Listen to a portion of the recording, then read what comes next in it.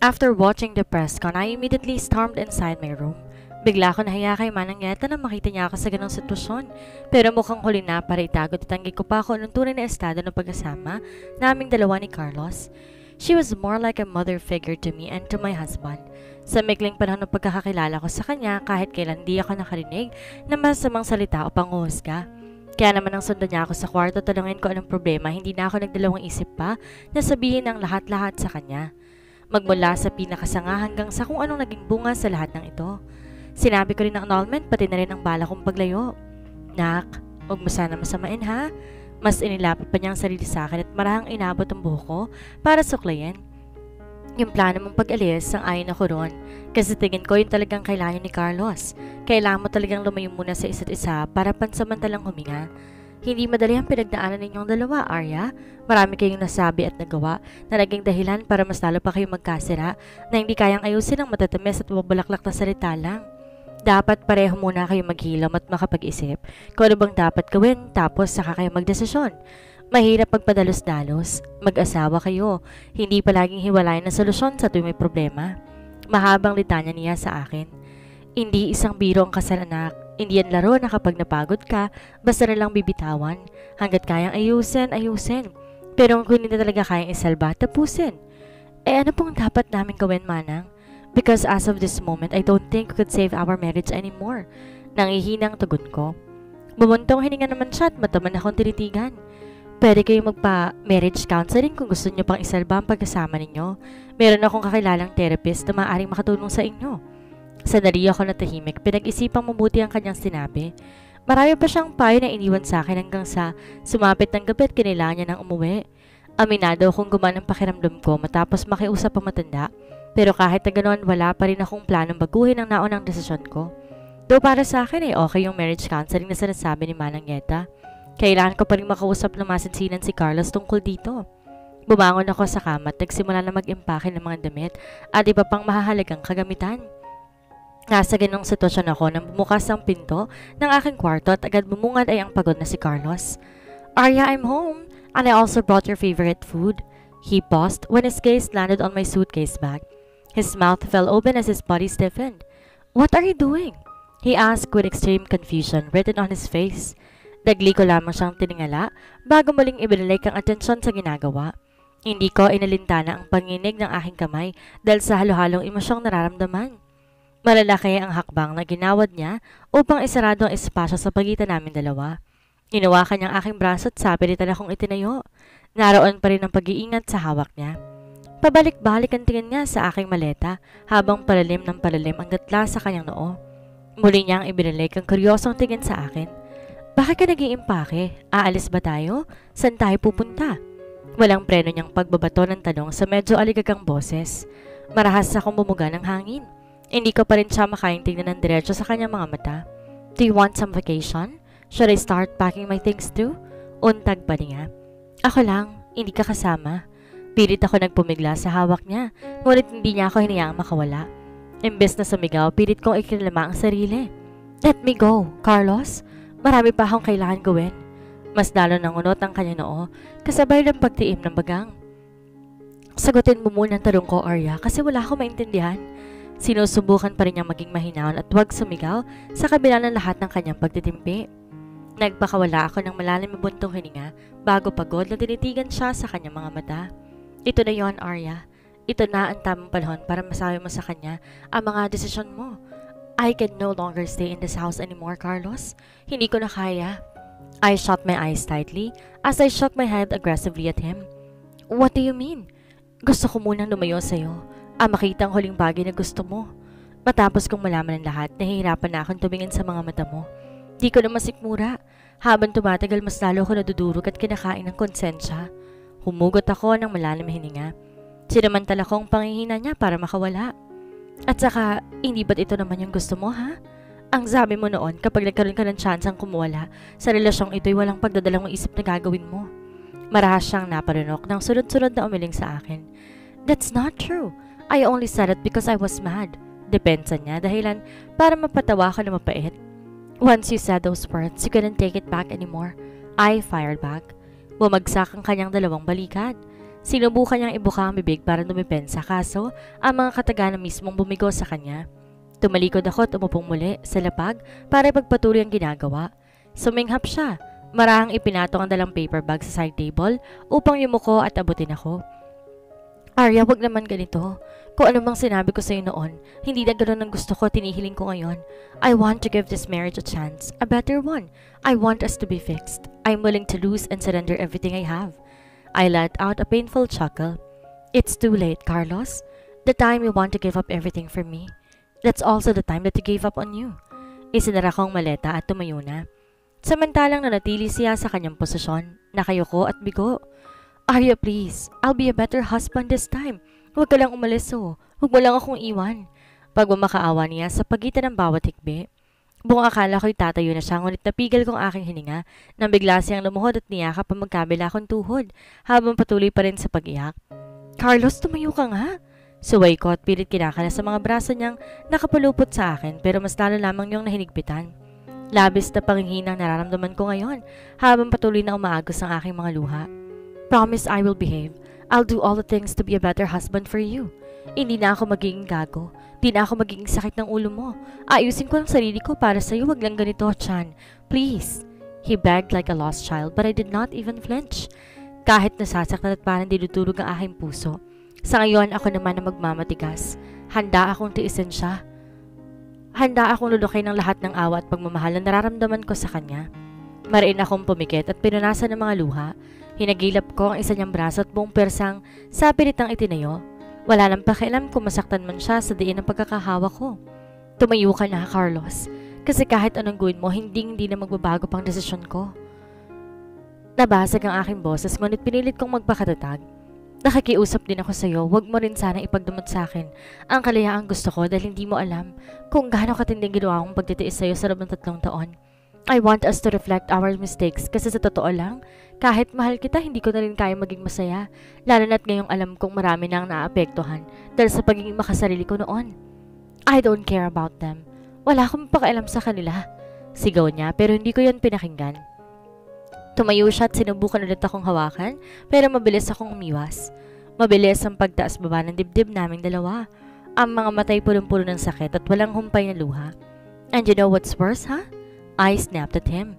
I thought marrying you would be the one-way ticket to win your heart, yet it turned out to be my biggest nightmare for not being treated right. And you did all the things you could just to tear me apart. At bago pa man siya tuloy makapagsalita, tumalikod na ako dalang isang maleta ko. Hinabol niya ako pababa na hagdan para pigilan, kaya naman buong lakas ko siyang itinulak para lang wag niya ako masundan. Dinig ko ang mahinang daing niya nang bumagsak siya sa sahig. Imbes na pangunahan ng pag-aalala, ginawa akong lahat para makatakbo, palabas ng bahay at ng subdivision. I'm sorry, Carlos. I'm sorry. Yan ang salitang paulit-ulit kong sinasambit sa aking isipan. Kahit na nalabo ang mga mata, agad akong pumara ng taxi. Sinabi ang address na nais kong puntahan. I had nowhere to go and that was the only place I knew. Hindi rin galon kalaking perang dala ko para manatili sa hotel. Kailangan ko lang na masisilungan ngayong gabi. Iyak ako ng iyak habang nasa biyahe. Labis nang naninikip ang aking dibdib dahil sa matinding emosyong nararamdaman. God knows how much I love Carlos, how much I want to stay beside him, but this was not the right time for it. Di naman siguro masamang piliin mo ng sarili. Di naman siguro masamang mas piliin ang paghilam at kapayapaan. Gusto ko ng sapat na oras para makapag-isip. Kasi paano ko may paparamdam sa kanya ang kumpletong pagmamahal kung mismong sarili ko hindi buo? Paano ako magbibigay kung ubos na ako? At hindi lang naman para sa akin to, kundi para sa kanya rin. I want him to grieve properly for his children. Gusto ko makalaya na siya sa konsensyang ilang taon din niyang dinadala. Gusto ko ma-realize niya na wala siyang kasalanan at walang may kagustuhan sa nangyari. Gusto kong ayusin muna niya ang problema niya, nila ni Lizzie. At tinihiling ko na pagdating ng tamang panahon, pareho-pareho na kaming makalaya sa nakaraan. Hindi ko alam kung anong dapat na desisyon para sa aming dalawa. Basta sa ngayon ang maliwanag lang sa akin, gusto ko munang makalaya at pansamantalang huminga. Kung kami talaga, alam ko, kahit anong paglayo ang gawin namin sa isa't isa, gagawin pa rin ang tadhana para magtagpo kaming dalawa. Ma'am, nandito na po tayo. Bumalik ako sa realidad mula sa malalim na pagkakatulala. Nilingon ko ang labas ng bintana. Bumungad nga sa akin ang pamilyar at matayog na gate. Nagbayad ako ng pamasahe at bumaba na. Unang sumalubong sa akin isang gwardya na nataranta na makilala ko. Ma'am Arya! Usal niya at agad na kinuha sa akin ang dala-dala kong maleta. Bakit gabing-gabi na po kayo? Munti ko na kayong hindi makilala. Matamlay lang akong ngumiti pero hindi sinagot ang tanong niya. Diniyan niya ako papasok sa loob. Hindi ko na napigilan pang sariling ilibot ang tingin sa kabuuan ng paligid. Wala pa ring nagbabago. Tila naaalagaan naman ng mabuti. Dito na lang po ako. Saad ko sa gwardya pagkarating namin sa harap ng double door na mansyon. Kahit nag-aalangan, tumango siya at iniabot sa akin ang maleta. Pagkaalis niya, agad kong pinindot ang doorbell. Di ko yung tinigilan habang dala ang pag-asa sa puso ko na hindi nila ako ipagtatabuyan kapag nakita nila ako. Sandali nga, maghintay ka. Baka masira ang doorbell namin. Ano, excited lang? Dinig ko pang masungit na sigaw mula sa loob. Dahan-dahang bumukas ang double door at ang malditang mukha ng aking kapatid ang bumungad sa akin. Nanlaki ang kanyang mga mata at literal na bumakas ang gulat sa kanyang mukha. Akmang sisinghalan niya ako ngunit natigilan siya na makita kung gaano kawasak at kamiserable ang Arya na nasa harapan niya. Ate Chantal! Wika ko sa nanginginig na tinig at sa pagitan ng pag-agos ang walang humpay na luha, matagal silang natulala sa akin. Handa ng tenga ko sa mga masasakit na salitang sasabihin niya, ngunit ang siyang kinagulat ko hindi ganon ang nangyari. Bagkos, narinig kong malalim na buntong hininga niya bago ko higitin para sa isang mahigpit na yakap. Mabuti na lang gising ka na sa katangahan mo. Tagal ko naghintay sa'yo. She whispered as she tried to rub my back gently. Stop crying, Arya. Simula ngayon hindi ka na pababayaan ni ate. Hindi ka na mag-isa. Kasama mo na ako. Uminom ka muna ng tubig. Inilahad ni Ate Chantal ang isang basong tubig at agad ko namang tinanggap iyon. At habang umiinom, muli siyang bumalik sa pagkakaupo sa mahabang sofa na katapat lamang nung sa akin. Pinag-cross niya ang kanyang mga braso sa ilalim ng dibdib at nagdekwatro ang dalawang binti habang matamang nakatingin sa akin. Base nga sa suot niyang damit, halatang kauwi niya lamang galing sa trabaho. Medyo mapupungay na rin ang kanyang mga mata na parabang pagod na sa dami ng ginawa buong maghapon. Nang maubos ko nga ang laman ng baso ay marahan ko yung ipinatong sa babasaging lamesa. Tumikim ako at maayos ng pagkakaupo. Hindi malaman kung saan ko ibabaling ang aking paningin. Ngayong mahimasmasan na ako'y ramdam ko na ang matinding awkwardness sa pagitan naming dalawa dahil paulit-ulit na nire-replay sa aking utak ang mga katagang binitawan niya kanina.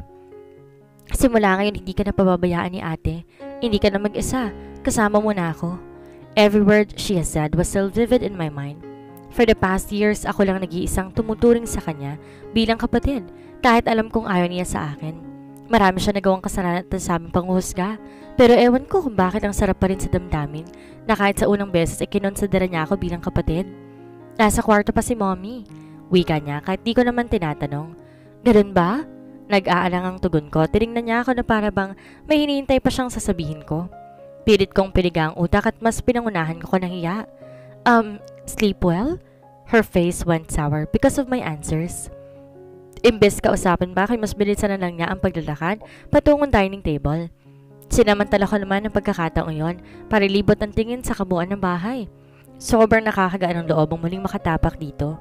Wala naman masyado nagbago bukod sa mas naging marangya ang mga kagamitan. Yung malaking picture frame namin noon na sa sala, ganun na rin. Nadagdagan pa ang larawan na kuha nung kasal namin ni Carlos. Whatever happened, this was still my home. When was the last time I went here? Hindi ko na maalala.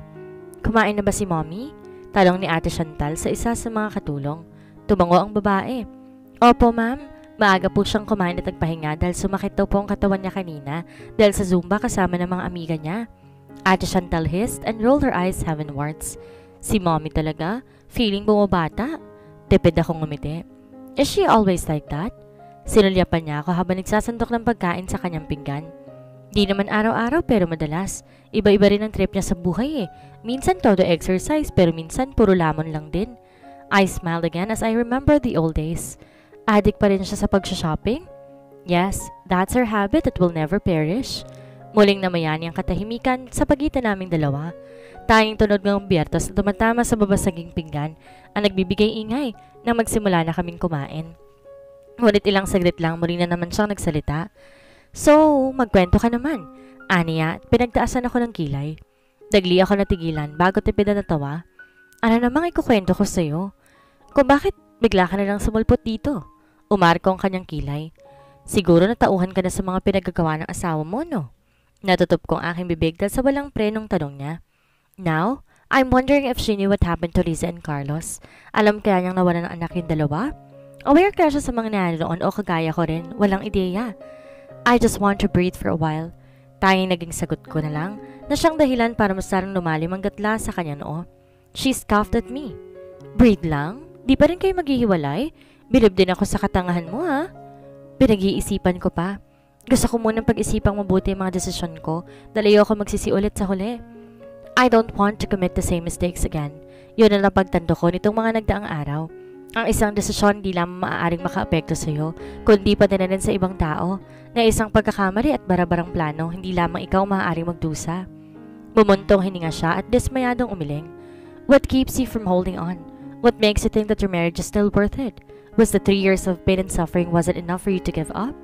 Hindi naman kasi madali ate. Kahit gano'n nakabigat sa dibdib, hindi ko pa rin siya magawang bitawan ng tuluyan. Bumagsak ang aking tingin sa sariling pinggan. Maras ako napapanunok habang nag-iisip ng tamang dahilan. Siguro dahil mahal ko siya at mas mabigat lang lahat kapag di ko na siya kasama. Her nose wrinkled like she heard something allergenic. Oh wow, that's cringe. Nandidiring asik niya kaya naman napasimangot ako. Tumawid siya ng pagkakaupo bago muling nagseryoso. Ang lahat na mabigat gumagaan kapag binibitawan, Arya. But well, tama namang wag ka na muna magdesisyon hanggat magulo pa ang emosyon mo at saka buhay mo naman yan. Ikaw naman na masasatan at iiyak, hindi ako. She coolly sipped on her juice. Kinumpas niya isang kamay sa akin bilang senyales na magpatuloy na ako sa pagkain. Tinanong niya rin kung anong plano ko at sinabi kong bala ko maghanap ng trabaho. Maraming posisyon na nakaabang sa akin sa SNN pero wala akong planong pumasok doon sa ngayon. Meron tayong resort sa Bohol based sa last will testament ni Daddy para talaga yun sa ating dalawa. Di sakop sa mga negosyong pwedeng merch ng mga Navarro. Ako nagmamanage dun sa ngayon pero hindi ko rin masyado natutukan na mabuti. She trailed off and stared at me. Gusto mo dun ka muna? Napasinghap ako at parang tumunog ng aking puso sa galak. Nagustuhan ko agad ang alok niya. Pwede naman. And maybe it will help you to refresh your mind. Makihalubilo ka sa maraming tao at huwag mo munang isipin ang asamong walang bayag. Ate, meron naman. Depensa ko dahilan para umingo siya. Di mo sure? She snorted at me. Sure ako, akong asawa kaya alam ko. I gave her a deathly glare. Nagpatuloy na ang pagtatalong yon, kahit na alam ko namang inaasar lamang niya ako. Di rin nagtagal matapos kumain, ihatid niya na ako sa dati kong kwarto. Kahit masaya ako sa kung naman ang nangyari sa amin ngayon ni Ate Chantal, hindi ko pa rin maitatanggi ang matinding lungkot na bumabalot sa aking puso. Pero bago tuloy ang matapos sa pag-uusap naming dalawa, tumatak sa akin ang pinakahuling litanya niya. Hindi ako naniniwala na nasa huli ang pagsisisi, Arya. Palagi yung nasa gitna kasi sa huli matututo ka. Imposibleng matawag na pagsisisi kung hindi ka natuto mula sa pagkakamali mo, she said in a perpetually tired voice before turning her back on me. Habang nakahiga sa malambot na kama, patuloy pa rin ang pagtakbo ng isipan ko. I was thinking about Aziel. Ano na kaya ang ginagawa niya ngayon? Kumain na kaya siya? Bukas, sino na kaya mag-aasikaso sa kanya? Ano kaya ang plano niyo ngayong wala na siya sa pwesto? Ano na ang magiging trabaho niya? Di pa naman siya sanay na walang ginagawa. Would he be okay being alone? Kayanin niya bang mag-isa at wala ako? I hope so. Di ako nakatulog na maayos ng gabing iyon. Gustuhin ko man walang humpay pa rin sa pagtakbo ang aking utak. Kaya naman kahit di pa tuloy ang sumisilip ang haring araw, mulat na mulat ng aking diwa.